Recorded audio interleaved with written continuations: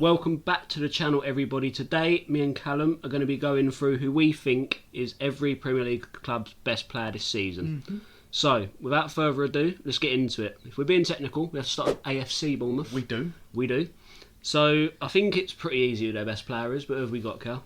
Who have you put? Dominic Solanke. Yeah, He's been same. unreal this year. It's just hard to argue against picking anyone else. 14 goals, 3 assists. You can't complain about that. Yeah, joint third in the league for goals as well. Goals, yeah. It's hard to argue. And considering the rep he had for a few years, Yeah. I said it in the most underrated.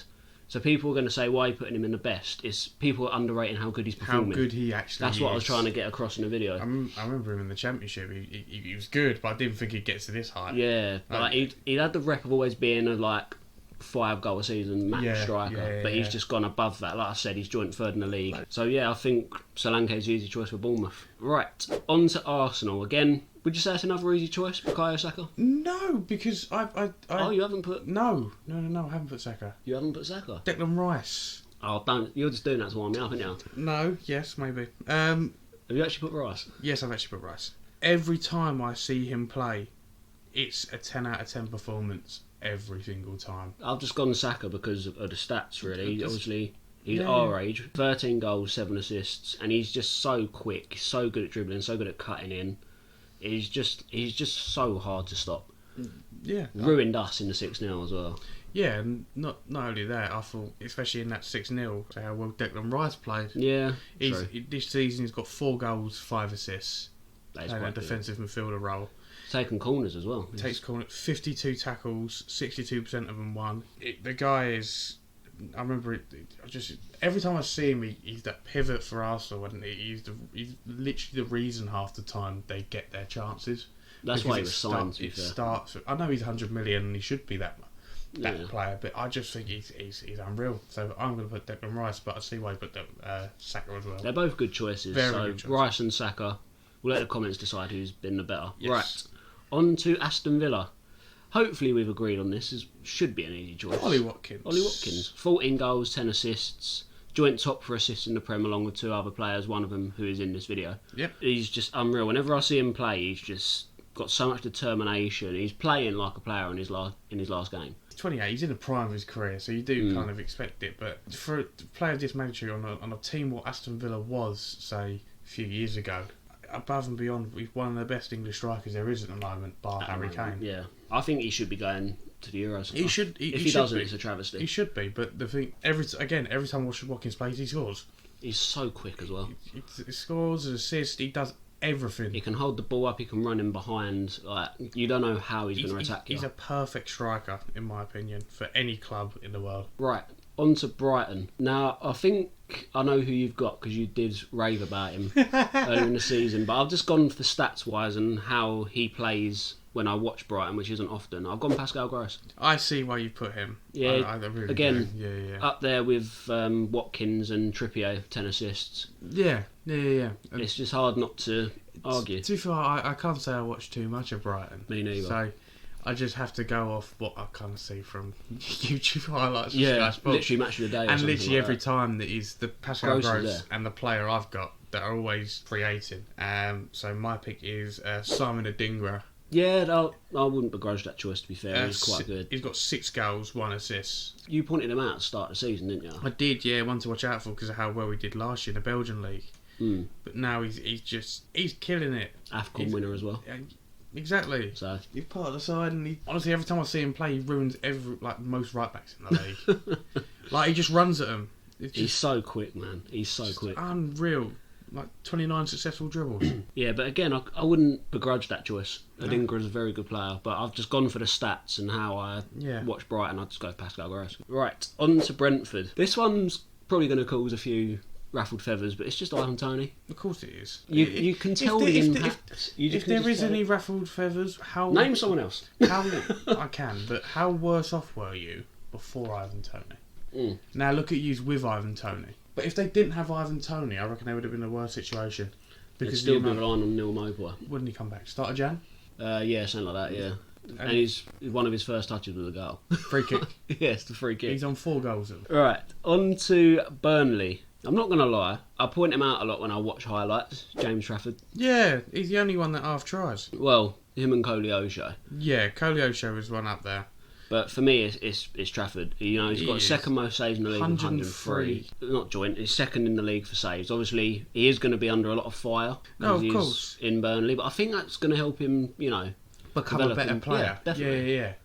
Just because he is young. He's literally 21. He's just come out of League One where he spent the season at Bolton. It's a big jump. It's a big jump. I know he had that. What was it? The Under-21 World Cup or Euros? He did. He won it, didn't he? But that compared to the Prem is still crazy. Oh, massively, yeah. So he's taken a big jump. And to be fair, I don't think he's half done bad. And his distribution needs some work, but like I said, he's still... No, of course, he's still young. He's young. For a goalkeeper, he's very young. Only fans, if you have something different, if you have another player in mind, which is probably Koleosho at this point. Yeah, definitely. Please, if it's someone else, put it in the comments, because they're the two players that we've outlined. They are the standout players. I just think Trafford's the easy choice. And yeah, personally, not so the easy choice. It is the best choice. Yeah. Right, on to Chelsea. Start of the season, I would have said Raheem Sterling. Of course you would have. But now it's Cole Palmer. It is. I've never seen a young player come in and just make an impact, maybe apart from Bellingham, but just be an outshining player in one team. Obviously, I'm not comparing him to Bellingham. I'm not saying they're on the same levels. But the way he just came in, you think, is he a 20, 21-year-old kid? 21. He came from City. He took a step down. It was a bold move for his own career to go and start, and look at where he's gone. He's in with a shout for being in the Euro squad as well. He is. He wouldn't have got that at City. 10 goals, 6 assists this season. It's just whenever I watch Chelsea in a relatively mediocre Chelsea side, same as last year. That is someone you build a team around. Yeah, that's not even a bad shout. No, you build it. You build a team around Cole Palmer now. That's Definitely. How good he is. And Chelsea fans don't say Gallagher because you put him on the transfer list. If you saw news reports recently. I don't think they will put Gallagher, I'll be honest. At the start of the season, everyone's going on Gallagher. They've listed him up for sale to get with FFP, so he can't be that good. Right, on to Crystal Palace. It was between two players. I think we've both gone for both of them, haven't we? But I've decided more I've seen of him. This is not an easy choice, but it's the best choice. Yeah. So Michael Olise. Yeah. I've gone for him. We had a chat about this off camera. We were going to say Eze. But then I've realised he hasn't formed or played as much as what Olise has. Yeah. Olise just seems to have everything.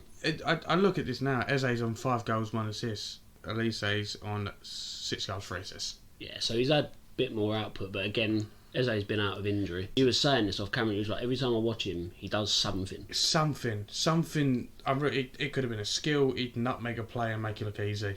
And literally, he just every time he gets the ball, he just runs at him, beats them every single time. It would be a big shout for him to get in the French squad as well, considering that talent. Massively. And I think if he moves to a bigger team, I reckon he will. Right, on to Everton. I was going to pick Pickford because I'm a big fan of his. Yeah. But I think it has to be Decore. Well, for me, it's me, it's Decore. I'm going to go somewhere different. Branthwaite. Yeah, that's a shot. I feel like he's made a real step up this year because I know he was out on loan at PSV last year. Yeah, he was. And he done well in the Euros. First full season, he's come back to Everton, and do you know what?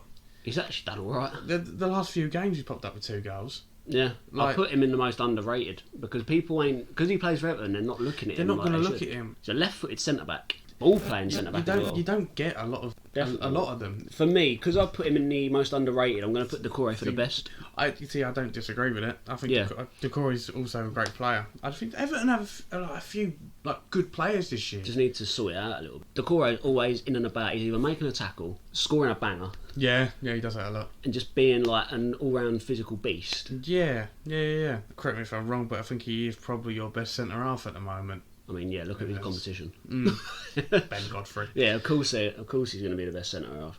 Right, on to Fulham. I'm not going to lie, we had a bit of difficulty with this one. We did. But we made a choice in the end, Paulinho. Yeah, Paulinho, the guy that's... Should be a buy-in. Should have been a buy-in. Let's be real, he should be a buy-in. He should be. Paulinho didn't make a fuss, not that I remember, because if a player makes a fuss, you know they make a fuss. You definitely know. Of course he weren't happy. Of course. But then he just got on with it. This season he's really proven himself as being one of the best defensive midfielders. Most tackles in the league, 105. He's doing a lot of defensive work. He'll either get that move to Bayern in the end or he'll move to another big team. He's got a good attitude. He's very physical, suited to the Prem. Right, to Liverpool. For me, it was easy. Salah. That's the word to Mo Salah. It's just easy. Second top goal scorer in the league with 15 goals. Every time, he's unreal. Every time I watch him, He's sprinting, breaking a player's ankles. He's got 9 assists and all. He's just been consistent for Liverpool since he joined. I know, ever since that 45 million he costs. That looks like a bargain. That is a bargain. From Roma, that's a bargain. From a Chelsea flop to one of the most consistent players in the world. He's probably the best winger in the world. Even in his worst season, still got more goal contributions than Rashford. In his worst performing season. You know when Rashford had that brilliant season, everyone was like, oh, Rashford's back. Salah still outperformed him. He outperformed him. And that just goes to show the levels he's at. Honestly. Even his worst season is compared with someone's best season. He outperforms. Salah's the best player for Liverpool.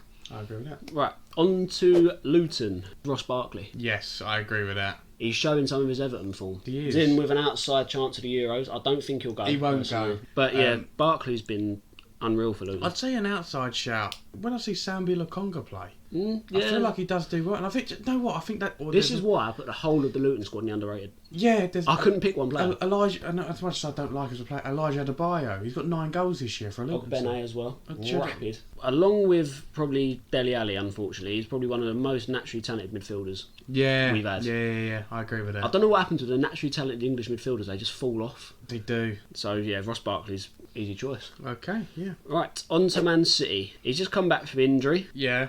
Kevin De Bruyne. Yeah, I'm going to go for someone who hasn't been injured. Phil Foden. Yeah, that's probably English. Again, that's probably English bias. Phil Foden has taken De Bruyne's position when he was injured. Done so well. Consider what Gareth Southgate says. He can't play that number 10, by the way. Yeah, but this is Gareth Southgate. said that he can't play in number 10 for his original position, and look at how well he played. Yeah, I remember when I said Foden was overrated just by the English media. Let's say I got some abuse in the group chat for that. Oh yeah, fair enough. Still I can accept when I'm wrong. I'll give you this. He's got 9 goals, 7 assists. I didn't say he was overrated because he's bad. It's just the way the media are overrating him. But he's doing well. But for me, it's De Bruyne. 9 goals, 7 assists. Yeah, that's crazy. There's still a lot more to come from him. But I just feel Haaland as well. Haaland, yeah, he's what, 16 goals. He's 17. 17 now. At the time, by the way, all the stats are at the time of recording. Yeah, I just went for De Bruyne because when he came back against Newcastle, you saw the impact. You saw it, of course. And I know it weren't just Premier League, but he assisted Haaland's hat-trick against Luton in the Cup. Mm-hmm. That duo linking up again, coming into the running for the Premier League. If De Bruyne can stay fit for the rest of the season, we could be looking at another Man City title win. Right, should we move on to their rivals in red, Man United? We should. Kobbie Mainoo, you convinced me. Yeah. Because I did have Garnacho, I'll be real. Yeah, do you know what? I was literally so close to putting him. But the 20 games he's played this year, he's just been unreal. He just looks like he's been playing for years. I know. They point it out on Match of the Day how composed he is, how much area he covers. He's 18. This guy's 18. He's 18. I just feel like he's everywhere. That's what people were saying. Like when he's everywhere. His passing range is brilliant for an 18-year-old. He's got well on his feet. England want him. England want to call him up. Ghana want him. It is literally. He's got the world at his feet. He literally is. Every time I see him play, he just does so well. Of course, there's many other players you could put. You could have put Højlund. You could have put Garnacho. You could have put Bruno. But I think with Kobbie Mainoo, I think with the how talented he is at that age. Yeah, the way he just came in, and Man U ain't an easy. Been their best performing player. Man U ain't an easy team to come in and make an impact. No, we've seen players crumble under that pressure. Kobbie Mainoo's 18 years old. He steps on the pitch and just makes the game his own. So Kobbie Mainoo for Man United. Right, on to Newcastle. There's not. Do you know what? I don't think there's many, and that's because I know people say, "Oh, it's such a poor season. They're 10th, and look at how many injuries they've had." Bruno Guimaraes. Yeah, that would make sense. The thing is, at Newcastle, they all do their jobs. Mine's blank here because I couldn't choose one standout. Yeah, there's no standout player, just all do their jobs. You go Guimaraes, you could go Lewis Miley for how well he stepped up this year. Yeah, you could put him in underrated. Yeah, you could. And Anthony Gordon, I know as much as I don't really like him. He's played well. Isak, when he comes in, does his job. Almiron has his moment. Put Guimaraes, because like I said, whenever I watch him, he does well. The fans love him. You can tell he's got passion, which is what the Geordies love. Yeah. So for me, that's why he gets best player. I'm actually going to choose Isak. Okay. He's on 10 goals. He's their top goal scorer. I just feel like some of the finishes he does as well. Oh yeah, he's a brilliant player. I know the price. I think it's 60-70 million, wasn't it? He just needs to keep fit. No, of course, yeah. But it's kind of hard with the amount of injuries they get. I reckon there is something just in the background. Just football in general, there's a lot of injuries. On to Nottingham Forest. Quite an easy one. We're talking about standouts. Morgan gives away. Whenever I watch Forest play or the highlight, he's running the show. He deserves to go to a better team. Definitely.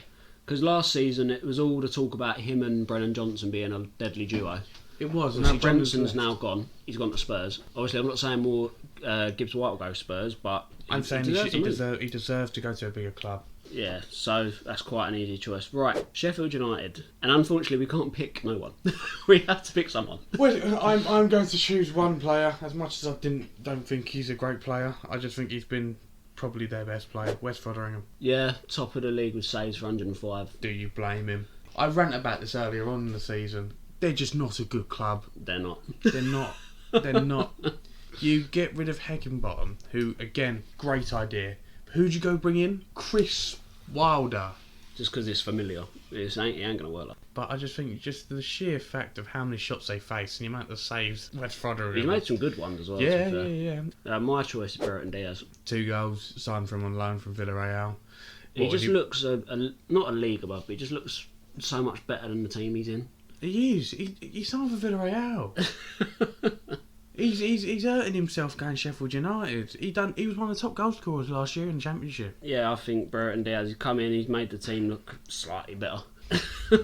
Right, on to Spurs. I did go with Maddison first of all, but after looking at some stats, Heung Son. Yeah, he's got. I was going to go Mickey van der Ven as well. Do you know what? Yeah, I was. That's not a bad shout. You wouldn't begrudge that shout. But yeah, Son got 12 goals this season. Obviously, if he didn't have to go to the Asian Cup, he probably would have had more. Yeah. His finishing's probably some of the best I've seen in the Premier League. He can play striker, he can play on the wing, he can even play centre forward. Yeah, just anywhere across the front. He's rapid as well, considering his age. He's like 31, 32. A lot of players lose their pace at that age. Yep. Son doesn't. He's got the captain now. He's captain as well. He's captain now. He's stepped up.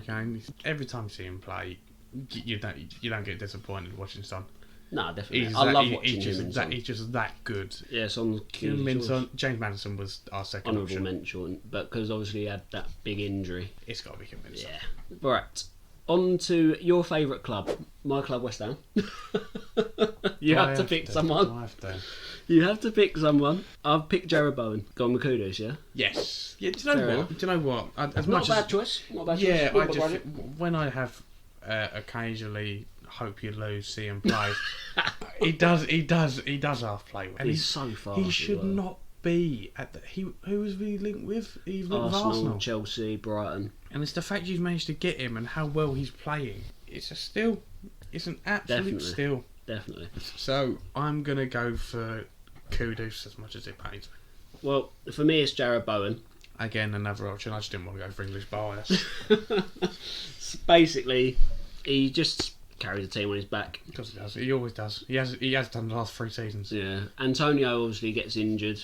Jared Bowen's been playing striker. Yes, he has. And he's done very well there. Maybe it might be his new position. Because obviously Antonio's injured. And I think it's the position. Danny Ings is useful as a chocolate teapot. So, and instead of going out and painstakingly finding a new striker, get this big marksman in and failing, well, we can just put Jared Bowen there. He can dribble. He's very good breaking in behind. Yeah. Can play out wide as well. And the thing is, since Kudus has really took that right wing spot where he did play, and they've moved Bowen there, I think that's worked. Yeah, I know as much. Got his first his first professional career hat trick against Brentford. No, I did not know that. For me, Jared Bowen's not an easy choice, but it's hard to argue with Jared Bowen being the best player for West Ham this season. Right, let's stop your pain. Yeah, please. Talk about West Ham. Swiftly move on. And finish up. We're talking about Wolves. Very good team. I'm just going to say straight to Pedro Neto. Yeah. Yeah, same here. The bloke's unreal. The way Wolves have been playing this season, people need to give Gary O'Neill. I was going to say, besides from this video, which is Pedro Neto and he's being the best player, you've got to give props to that manager for how well he's getting players. He came in less than a week before the season started. The job he had at Bournemouth. Yeah. As well as, and now he's doing it with Wolves, and he's literally got the best out of Pedro Neto, best out of honourable mention Cunha. Pedro Neto is just unreal, isn't he? He deserves to be a better club. If he didn't get riddled by injuries, he would have moved by now. Oh, definitely. He's so fast. He would have fit. So explosive. I think he would have. He would generally, and he fit that City side to a T. Really? He would. He'd You fit think that so? City side to the T. That's a shout, you know. That's a bold shout. Yeah, he would. I just feel like he's exactly what Doku is. Not as skillful, but he's But in terms of directness and acceleration, yeah. He is. See what you mean. Take away the skills from Doku, it's Pedro Neto. And like I said, to come back from the injuries he's had, I think he's done his ACL. He's had a few knee injuries. Lots of players don't recover from that. No, they don't. And he's come back and arguably has been better than ever. I think he's still relatively young. He's 24, I think. Yeah. 23, 24. So that's crazy. Yeah, Pedro Neto is second in the league with 9 assists. 2 goals, 9 assists, he's on. He was top for a while with the Until assist Pascal chart. Gross came in. Yeah, until Pascal Gross, Kieran Trippier and Ollie Watkins happened. Yeah. But yes, it's hard to argue with that. Has to be Pedro Neto for me. Yeah. Right. And that is it. We've been rambling on long enough. So that is our best player for every Premier League team this season. Let us know if you agree, if you disagree. Put your suggestion down in the comments below. Don't forget to like, share and subscribe. And we'll catch you next one, guys. See you later.